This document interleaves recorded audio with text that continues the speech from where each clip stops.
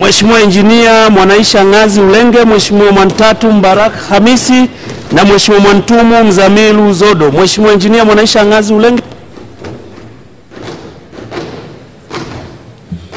Mimi Mwanaisha Ng'azi Ulenge nathibitisha kwamba nitakuwa mwaminifu kwa Jamhuri ya Muungano wa Tanzania na kuitumikia kwa moyo wangu wote, na kwamba nitaihifadhi, nitailinda na kuitetea Katiba ya Jamhuri ya Muungano wa Tanzania kwa mujibu wa sheria iliyowekwa. Ewe Mwenyezi Mungu nisaidie.